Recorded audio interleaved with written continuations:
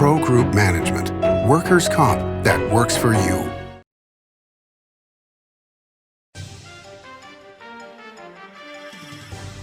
Welcome to Nevada Newsmakers on the broadcast today. It's an all-pundit show with Paul Moradkhan, John Oceguera, and Susy Vasquez. It's all coming up next on an all-new Nevada Newsmakers.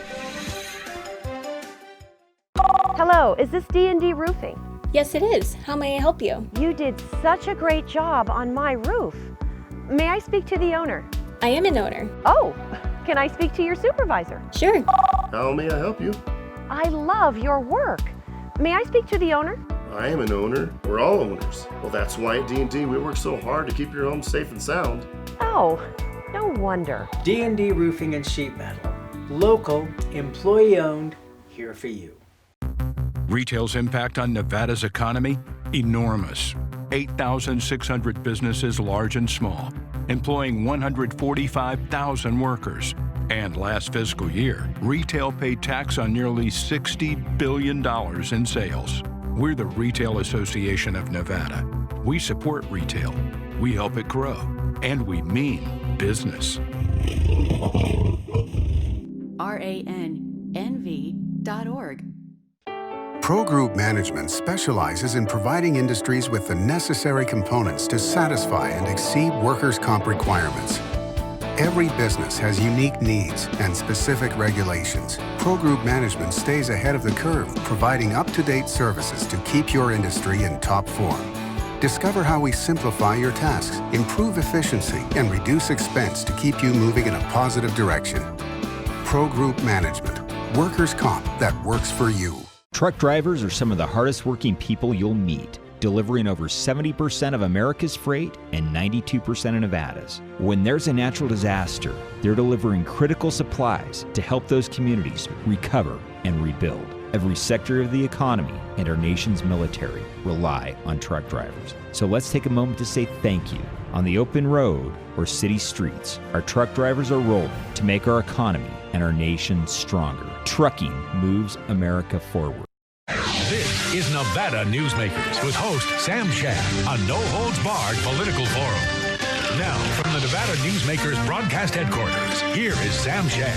And back on Nevada Newsmakers, we have an all-pundit program going with three great pundits.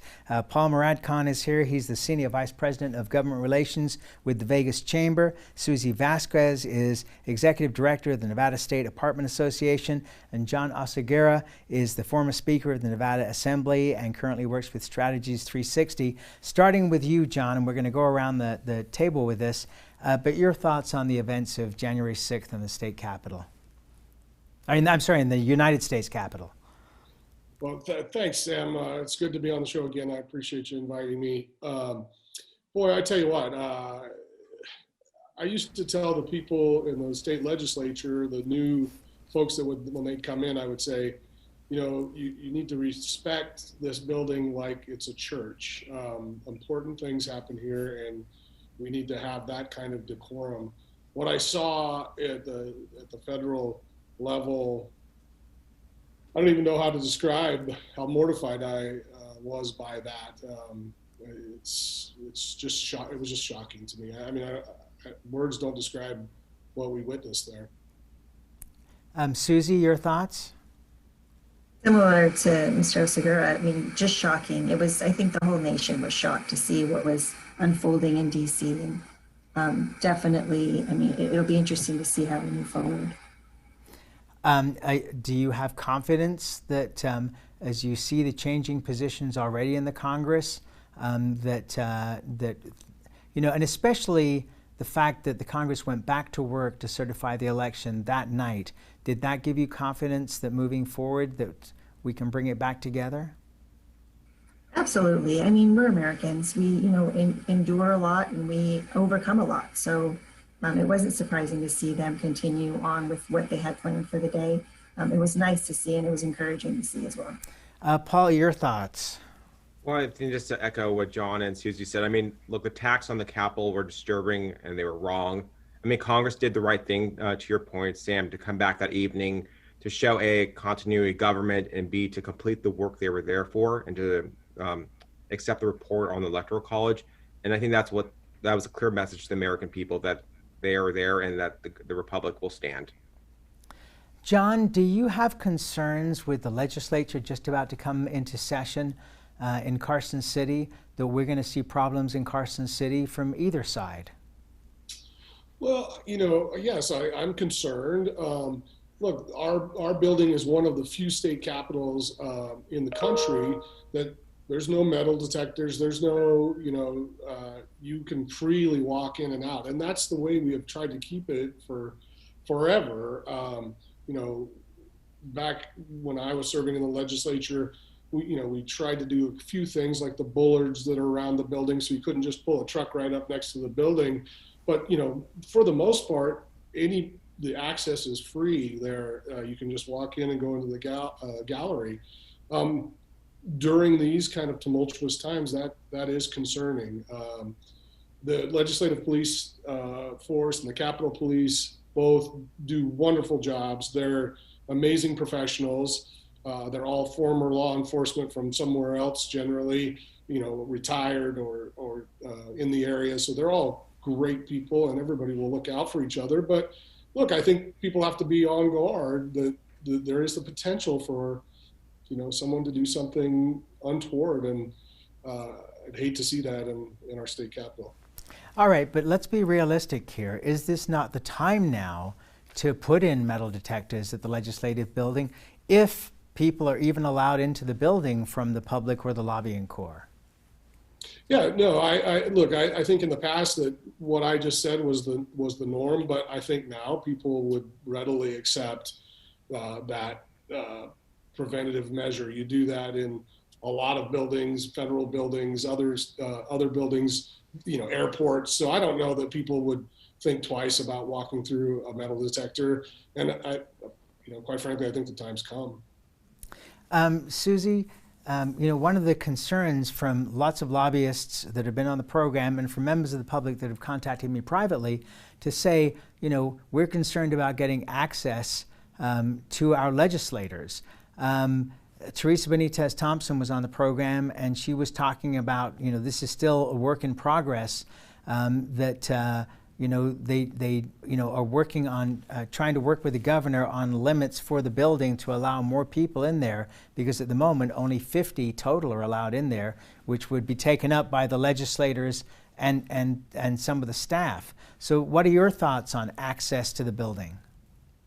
I would completely agree to see some form of restrictions to the building, and we've anticipated it since late summer. And so we've been very proactive in meeting with legislators from August all the way up until yesterday. And we continue to meet with them, knowing that there is a high possibility of not having access to them during session. Thankfully, we have great relationships with everyone, and they are open to reaching out to us and discussing any concerns.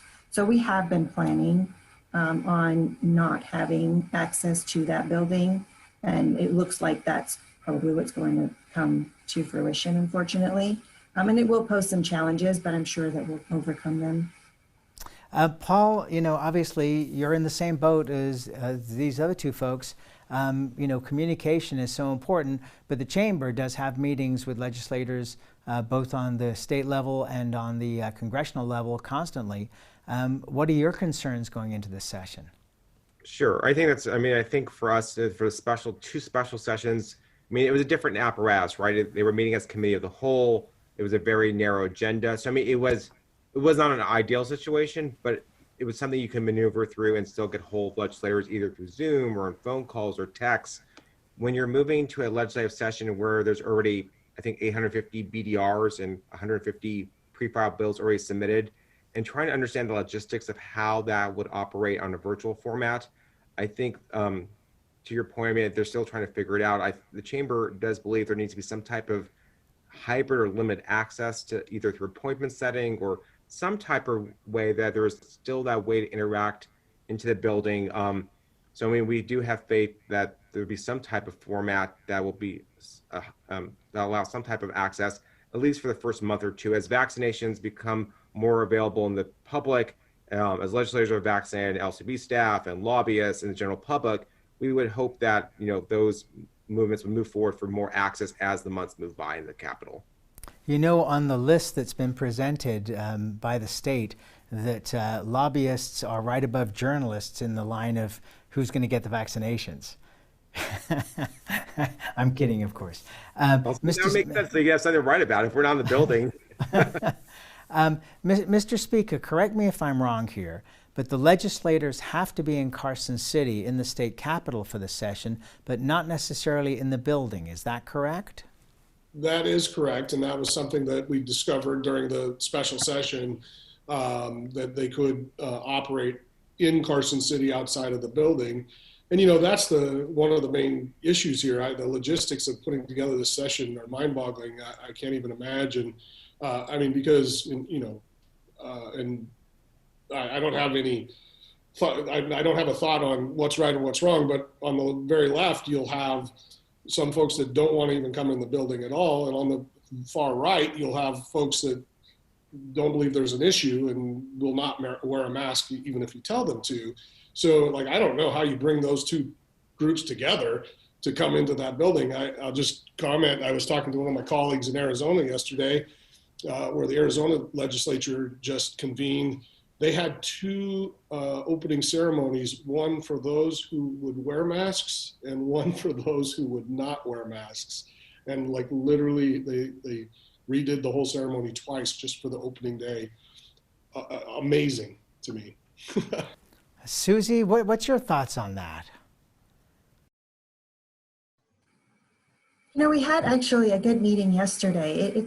It'll be fascinating to see how we overcome challenges. I'm sure that there will be some bumps early on in session, but as we proceed, I would anticipate, just as Paul stated, that, you know, as vaccines roll out and more people are vaccinated and immunized, it would make more sense for it to get easier. However, you never know what the future holds, and we've definitely learned that in 2020. So, but as the speaker brought up, the idea that, you know, the politics would play into the health, that one side would not want to go into the building and the other side would go into the building but without masks against the governor's authority. I mean, that just sounds crazy here in Nevada, to me anyway. You also have in some cases across the country where you're having legislators refuse to take the vaccines too. I mean, it's on both sides of the aisle in some cases. So, I mean, I think that's a concern also about vaccination of legislators and who will and who will not get it vaccinated.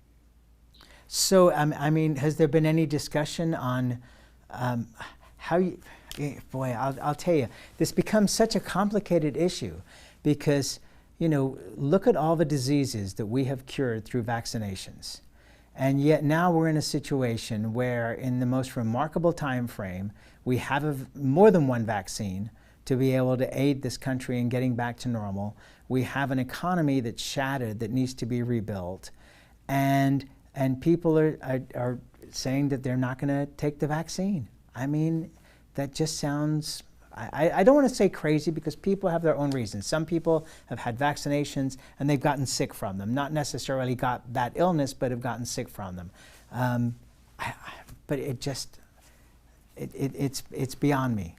Well, and Sam, you know, I think here's the issue. I mean, you could be saying no for a lot of different reasons. You could be saying no because you don't believe there's an issue. You could be saying no because you don't believe in vaccines.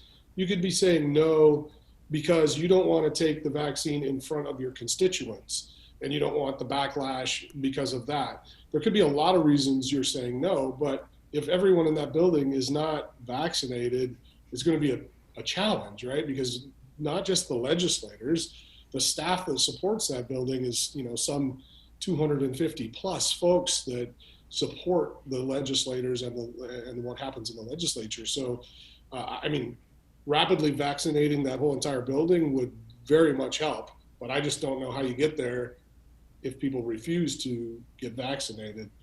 It's just the logistical challenges that they're going to have are going to be difficult. And I think that, quite frankly, limits what is going to be discussed. I mean, because we are in such a horrible shape as far as the budget goes, you know, that's going to dominate anyway. And I think that will limit the policy discussions because there will be so much time focused, one, on the budget, but then two, you know, with the limited access and the limited ability to have conversations, I think the policy discussions get limited as well. That would be my guess. Okay, you get the last word on this segment here, Susie. And I agree completely. I think that the focus is going to be on the budget and how to get Nevada through, the pandemic. And then policy hopefully will come in later when hopefully we have more people vaccinated and more access to them. However, I think, as John said, I think we're going to kick off session with discussion on budget primarily, which is going to take some time. Hopefully they're able to overcome any communication challenges if they have to go virtual. Thankfully, we've all been in this arena where we've been virtual, and it's easier to communicate in that forum. But definitely challenges. I'm not looking forward. I'm thankful that I'm not a legislator this session because it is definitely going to be challenging. But again, we're Nevadans. We will rise to the occasion and we will overcome. So I have no doubt that we will actually figure it out the last second, but it's going to come down to the last second, maybe the day before, on how we're going to move forward. All right, let's take a break. We'll come back with this great all-power pundit panel after this timeout.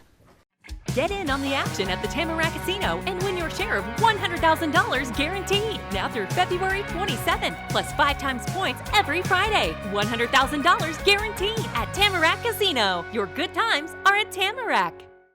What do you count on? You count on your power every day.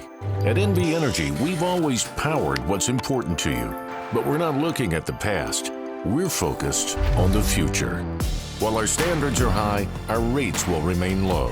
And our commitment to renewables isn't just meeting standards, but leading the way. Because you can count on more than just your power. You can count on the company who brings it to you. That's our promise. You can count on it.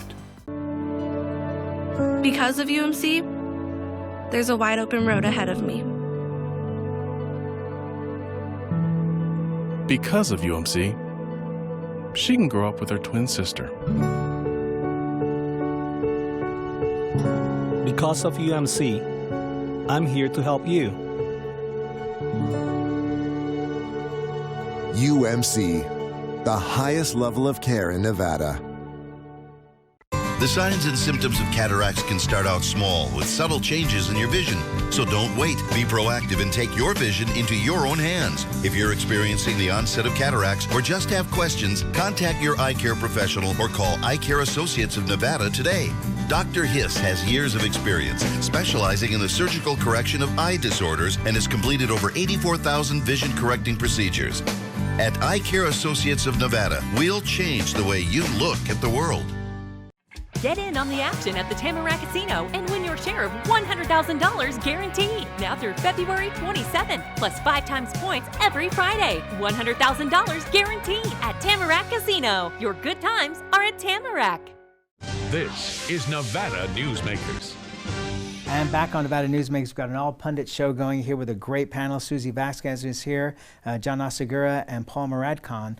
Paul, in listening to the latter part of this last conversation here on the show, when our economy is in such terrible shape and we need to have tourists return, conventioneers return, businesses reopened, businesses saved from the brink, to hear the discussion, and rightly so, of who chooses to get vaccinated and who doesn't, in our legislative situation, just sounds a little crazy to me, because we need everybody, or the majority at least, to get vaccinated. Right. No, I think as we're rolling this out, and we work very closely with the Southern Nevada Health District here in Clark County, and we have faith in the state and in obviously the LEAP committee and Chairwoman Marilyn Kirkpatrick. Their focus is where it needs to be, getting the vaccines out. They're adjusting the tiers, and as now we have these priority lanes, because obviously what's on paper sometimes has to be adjusted to what's going to work out in the field.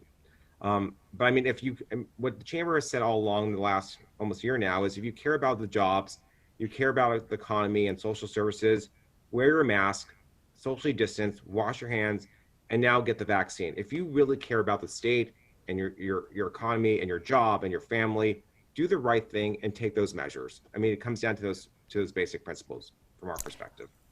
John, isn't it almost mandatory that our leadership, our political leadership, takes the lead on this as against, being so diverse? I think it is. I mean, people want to see that kind of leadership. And I did see Attorney General Aaron Ford on his social media getting the vaccine the other day. And so I don't know about the rest, but yeah, I think they should take the leadership. But, I understand why they're cautious. There is some backlash at the federal level. You've seen some folks that have been pretty anti-mask, a lot of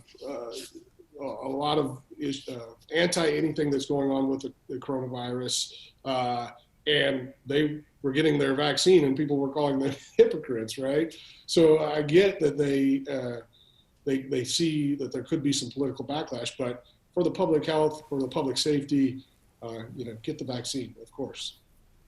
Susy, obviously the budget is going to be the main thing as we start the session.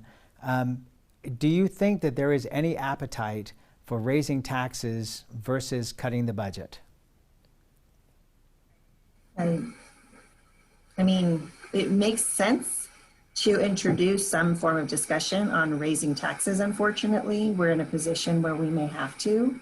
I'm hopeful that we're able to find different ways to reduce the budget, but given the uncertainty as to how much longer this is going to continue, it's impossible to not have a conversation about raising taxes. Paul, your thoughts from the Chamber's perspective?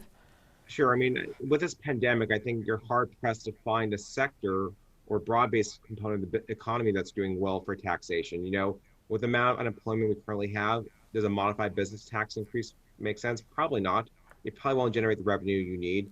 Does sales tax make sense at this time? There'll be challenges from other groups about if that's the appropriate mechanism. There will be some bills on property tax we've seen introduced in pre-files. So, I mean, to Susy's point, there will be conversations, but any tax policy that's adopted, you have to think about the short-term and long-term consequences on the economic recovery. So the Chamber will be actively engaged in watching the bills as they're coming out and talking to legislators. All right, we'll come back in just a moment and we'll get John's response to this right after this timeout. Get in on the action at the Tamarack Casino and win your share of $100,000 guaranteed. Now through February 27th, plus 5 times points every Friday. $100,000 guaranteed at Tamarack Casino. Your good times are at Tamarack. Enjoy exceptional value and a comfortable atmosphere at Reno's newest steakhouse, Nevada Steak. Your good times at Tamarack. Your good times are at Tamarack Casino. Dimitri Prine here for Design Outdoor. Are you a homeowner who's interested in remodeling or building a home? At Design Outdoor, we can show you how adding natural or manufactured masonry stone can add beauty and value to your home. And we refer only the best contractors. Our store and backyard are located at 11600 South Virginia, just north of DeMonte Ranch Parkway. Visit designoutdoor.com or call us at 851-9499. Hey guys, are you watching the game at a friend's or the bar again because you can't watch at home with your wife? Or worse, because she kicked you out and kept your couch, your flat screen, and your kids? What's the one thing a man needs when he loses a good woman? A good lawyer. And when he loses a bad woman, he needs a great lawyer. What makes a good woman a bad woman? You tell me. You're the one that can't watch the game in your own home. I'm men's rights attorney Marilyn York, and I represent men in divorce, custody, and family law matters.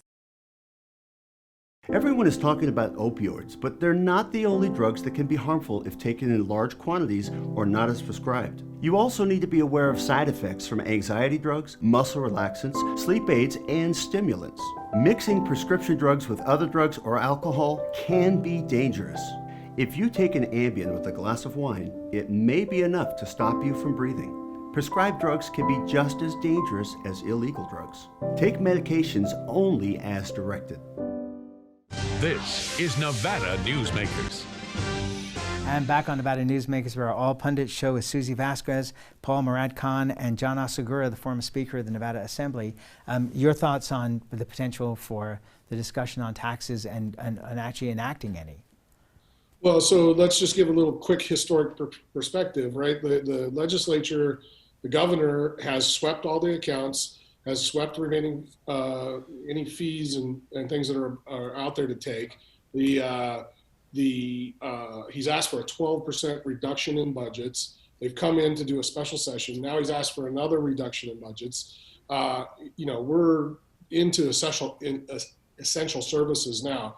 So I think that there will be a discussion on taxes. But I agree with Paul, there's not a sector of this economy that hasn't been affected, and really no one could afford to pay more at this point. No one is doing well. So it's a tough time, and I would not want to be a legislator in this legislative session. Tough decisions. And that's pretty bad coming from a former speaker, that you wouldn't want to be a politician. To all of you, thank you so much for doing this. We look forward to visiting with you when you're in Carson City for the session. But thank you for today, and we'll be right back. Brian Culpa Photography was born in the rolling hills of Massachusetts, and now he can help you experience the stunning beauty of Nevada in a whole new way through the power of flight. Flying has always been a passion for Brian, and at Brian Culpa Photography, he can make your imagination soar. Brian has the creative mind and tools to tell your unique story. Experience the bird's eye view at brianculpaphotography.com.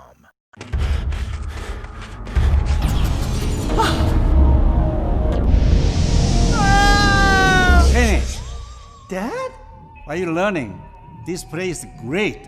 Huh? You gotta try this. Wow, this stuff is great. People are gonna love it. Yes. Yes, they will.